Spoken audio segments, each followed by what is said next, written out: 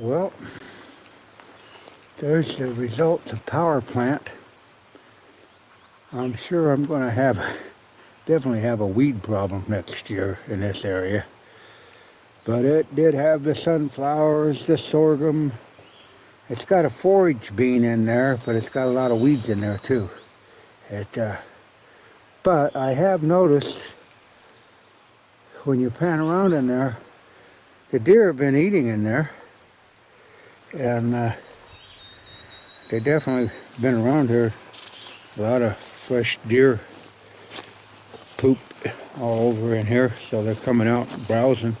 And I've noticed my soybeans have got less browse on them because they hit these soybeans first. So for a guy that didn't have a whole lot of soybean acreage, you may enlist the power plant on the edge to let them browse that forage plant down. Now that bean plant that's in there, it's conducive to grow a lot of forage, not so much bean. Whereas the ag bean is made to grow the bean. So when you plant those in there, you're going to get a lot of tonnage. Not so much beans, but that's loaded with protein. And when you get in there, there's some of the beans right in here.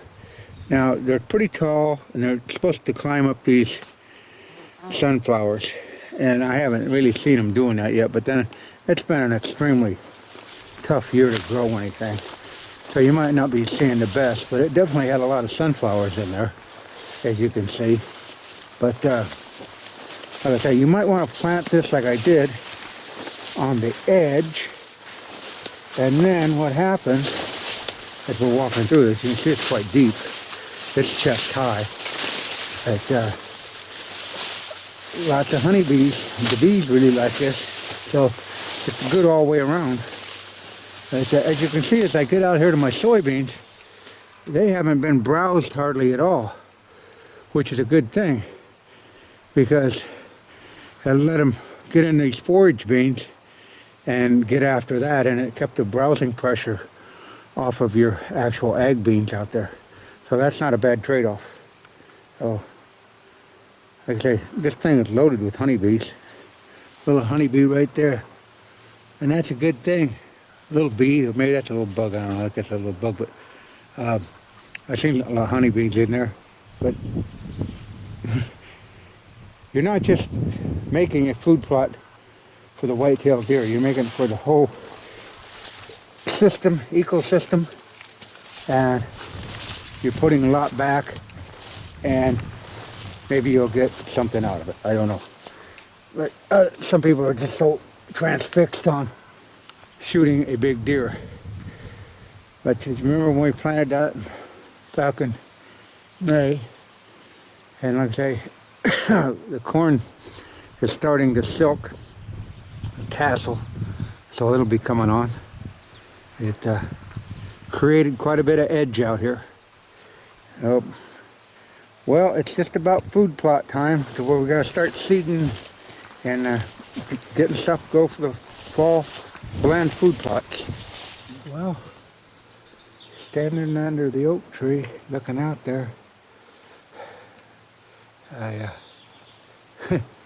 can't quite understand that. My corn starts out pretty tall at that one end down there, but then a lot of water ran down through that middle right there.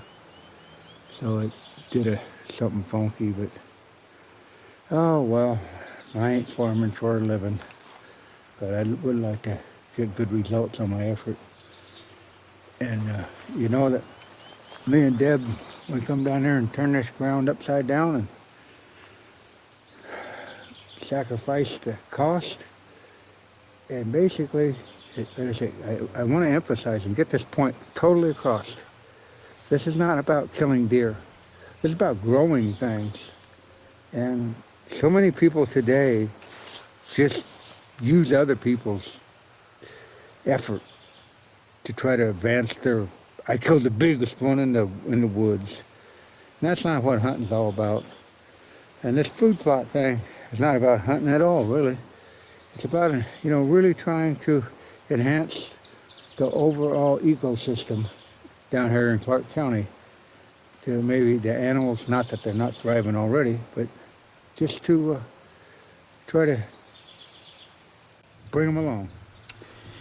And basically, what we have fun doing, as much fun as anything, is making these little video clips and sharing them with you to inspire you or get you inspired to go out and try some of these things on your own.